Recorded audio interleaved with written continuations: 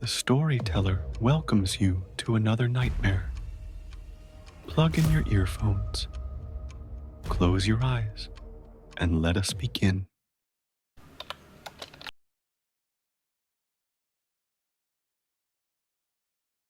Have you ever looked into a mirror and felt like something or someone was looking back at you? I used to think it was just my imagination, a trick of the light, maybe anxiety, but I was wrong because he was real. And for months, he watched me through screens, through mirrors. He learned how to become invisible in plain sight. And by the time I realized what was happening, he had already been inside my house. I'm Amanda. I live alone in a small apartment in Toronto. I'm just a regular person, nothing special. I work in digital marketing.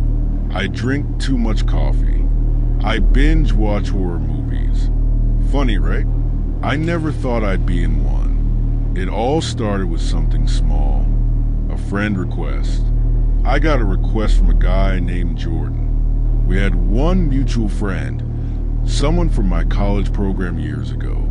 His profile looked normal. He liked music, photography, memes seemed harmless. We exchanged a few messages, casual stuff, but soon he started commenting on everything I posted, liking old photos, ones I'd forgotten about. Nothing threatening, just too much. I got weird vibes and blocked him, and that should have been the end of it, but it wasn't. The first weird thing happened about a week later. My phone lit up in the middle of the night, 3:33 a.m. Camera app, open, just my face, staring back, no missed calls, no texts, just the camera. I chalked it up to a glitch, but the next night, same thing, 3:33 a.m. Camera app open, and again, every single night. I started covering my phone with a towel before bed. It didn't help. Then came the selfies. I took one before work one morning. Normal lighting, no filters. But when I looked at it later, I noticed something, a shape behind me. Blurry, like a person standing in the hallway, just out of focus. I thought maybe it was a shadow. The next photo, the figure was closer, a tall silhouette, no face, just a vague outline of a man. I searched the apartment top to bottom, nothing. I even laughed to myself like, wow, Amanda, you're losing it. But I wasn't. And something was about to prove it. I started waking up feeling watched, like that skin-crawling sensation you get when someone's behind you. Sometimes my bedroom door would be unlocked in the morning. Other times, the closet light would be on when I knew I'd turn it off. Once, I found my toothbrush moved, just slightly, little things, almost too small to notice. Until one night, I woke up at, you guessed it, 3:33 a.m. But this time, the light in the hallway was on. I don't remember getting up. I don't remember turning it on. But when I walked over to shut it off, I saw something in a mirror at the end of the hallway. Not me, not fully. There was a second reflection, someone standing behind me. When I turned around, no one was there. I started waking up feeling watched, like that skin-crawling sensation you get when someone's behind you. Sometimes, my bedroom door would be unlocked in the morning. Other times, the closet light would be on when I knew I'd turn it off. Once, I found my toothbrush moved, just slightly, little things, almost too small to notice. Until one night, I woke up at, you guessed it, 3:33 a.m. But this time, the light in the hallway was on. I don't remember getting up. I don't remember turning it on. But when I walked over to shut it off, I saw something in the mirror at the end of the hallway. Not me, Not fully. There was a second reflection, someone standing behind me. When I turned around, no one was there. Turns out, Jordan wasn't a stranger. He was a technician who once came to fix my Wi-Fi. He installed a remote access tool to my network, hacked into my phone, and used the webcam for weeks, maybe months. But worse, he'd been coming into my apartment while I slept, taking pictures, watching me. Sometimes he even stayed. There were photos of me brushing my teeth, eating, sleeping, all while I thought I was alone. He was arrested, charged, but it didn't feel like justice, because even after he was gone, he never left. Now, months later, I still cover my phone camera. I've moved, changed my number, switched devices, but at 3:33 a.m., my phone still wakes me up. Camera open, no explanation. And the mirrors, I avoid them, because sometimes when I walk past a mirror at night, I still see that figure behind me. Same height, same outline, watching, only now his eyes glow. Was it ever just him, or did something else come through? I don't know what's worse, that I was being watched, or that maybe I still am. Before we move on to the next story, if you like true scary stories, please subscribe to Storyteller and click the bell icon for more creepy tales every week.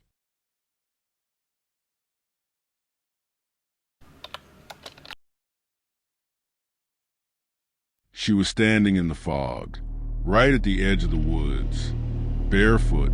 Her head was tilted slightly like she was listening, and then she flickered like a glitch in reality. One moment she was staring from the trees. The next, she was right behind my car. And I swear to you, there were two shadows, hers, and something darker just behind her. My name's Liam. I'm 35. I live just outside Asheville, North Carolina. Quiet life, simple routines. Until last year, until I started running. I know that sounds weird, running, but that's where it began. The trail was peaceful, scenic, misty mornings, the sound of birds, the crunch of gravel underfoot. It was my therapy. But then I started noticing her. At first, I thought she was another runner. She'd appear near the trailhead, standing still, watching, never running, never walking. Just there. She wore a long hoodie and had this odd posture, stiff, almost unnatural, and she never looked directly at me, always slightly to the side, like she was watching from her peripheral vision. The third time I saw her, I smiled, gave a little nod. No reaction. The fourth time, she was closer. I told myself it was nothing, coincidence, some hiker with weird vibes. But soon, things shifted. I started hearing footsteps behind me. Not leaves rustling, not animals. Footsteps, matching my pace. When I stopped, they stopped. When I turned around, no one. One morning, fog rolled in heavier than usual, and I swear I saw a figure in the mist. Tall, featureless, black as night, just at the edge of the trail. I blinked, and it was gone. I started telling friends. They joked. Trail ghost. Creepy hiker lady. One buddy laughed and said, "Dude, sounds like you're being followed by a slender woman." But it wasn't funny to me, because I wasn't sleeping. I kept waking up at 3:11 a.m. every night, like clockwork, and sometimes I'd hear running outside my window, fast, heavy footfalls in the gravel. But when I'd look outside, just empty fog. Eventually, I got scared enough to install a dash cam. one with night vision, motion activated. I aimed it at the edge of the woods where I parked. I figured if someone was out there, I'd catch them, and oh, I did. I caught something. It was 5:08 a.m. Fog blanketed the screen. At first, nothing, just trees, stillness. Then, a shape, a woman. She steps out of the woods, barefoot, hoodie covering her face. She stands behind a tree, still, watching, and then she flickers. One frame, she's standing by the tree. Next frame, she's inches from the rear of my car. Closer, closer, closer, until her face presses against the rear windshield. Except her face is wrong, blurred, like her features are being scrambled. Like something is wearing a human face, but hasn't figured out how to fit it. I took the footage to the police. They were quiet, uneasy. Eventually, they said, "We know who she is." Apparently, she's a local woman, diagnosed with schizophrenia, went off-grid a year ago. No address, no family, but still shows up always near trails, always watching. They brought her in once after she followed a family into the woods. She kept whispering to their kids, "Don't run too far. The shadow doesn't like runners." She was placed in a psychiatric facility. They said I had nothing to worry about now, but they were wrong, because after she was taken in, I kept seeing it, the tall shape, the one without a face. It would be at the edge of the fog, not moving, just waiting. Sometimes when I ran, I could feel it beside me, not chasing, just matching my steps.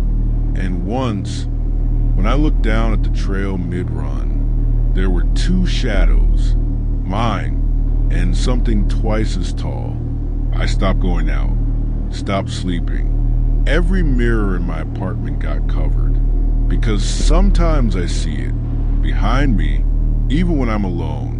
2 weeks ago, I broke. I went back to the trail at dawn, told myself I needed to face it. The fog was thick, thicker than I'd ever seen. It swallowed the trees. The air felt wrong, like static. I started running. After a mile, I felt it again. The footsteps, right beside me. I didn't stop. Then I heard her voice, the woman from the footage, whispering right in my ear. "He's not following you. He's wearing you." I turned and saw the figure, not behind me, but inside my reflection in a puddle, a tall black shadow reaching from inside me. I haven't gone back since. I moved, changed phones, changed jobs, but I still run, and I still wake up at 3:11 a.m. every single night. Sometimes I hear footsteps outside. Sometimes I see that second shadow. And when I look in the mirror, I don't always recognize my own eyes. Some things don't follow you. They attach to you.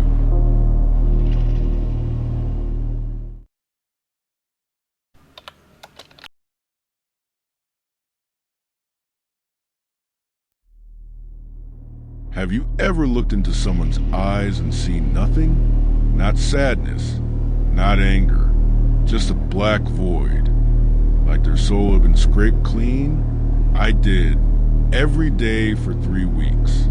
He never said much, never smiled. He just stared straight through me. And when they finally arrested him, I thought it was over. But the truth is, he never left. My name is Anna. I used to work at this cozy cafe in Austin, Texas. Bright walls, indie playlists, the smell of fresh croissants. It was safe. The kind of place where people came to write poetry or fall in love. It was my little bubble. Until he showed up. First time I saw him. He ordered a black coffee. Didn't say please. Didn't say thank you. He just stared. I thought maybe he was shy, but then he kept coming back. Every single day. Same seat, same coffee, same stare. He always sat by the corner window, but never looked outside. His eyes were locked on me. And I know it sounds dramatic, but whenever he walked in, the energy in the room changed. Time slowed down. Conversations got quieter. It was like someone had sucked all the warmth out of the place. Even my co-workers noticed. One barista just said, when he looks at you, it's like there's no one in there. And she was right. His eyes were wide, unblinking, like a taxidermy animal.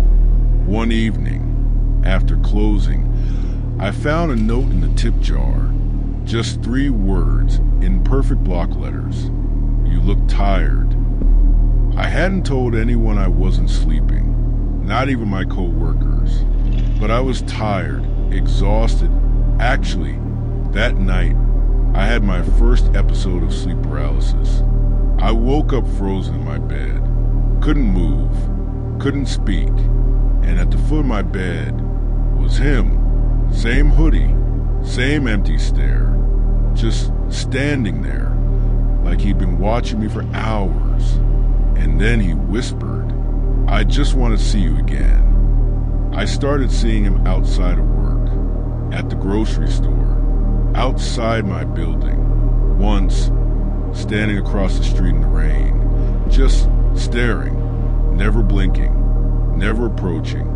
I reported him, filed a complaint, but they said he wasn't doing anything illegal until the night he followed me home. I got to my front door and found another note tucked under the mat. You looked scared. This time, I didn't sleep. I sat up with a kitchen knife clutched in my hand. The police finally arrested him 2 days later. He had photos of me on his phone, hundreds of them, at the cafe, walking to my car, sleeping in my bedroom, sleeping in my bedroom. They said he'd been breaking in while I was at work, installing spyware, watching me through my own webcam. When they took him away, I thought I could breathe again, but the sleep paralysis, it didn't stop. Every night, around 3 a.m., I'd wake up frozen, and every time he'd be there at the foot of my bed, same position, same whisper, "I just want to see you again." The thing is, I knew he was locked away, miles from me, monitored. He couldn't physically be in my room, but I saw him, I felt him, and he wasn't alone anymore. A friend begged me to see a psychic. I laughed it off, but honestly, I was desperate. She didn't ask me anything, just stared at me for a long time.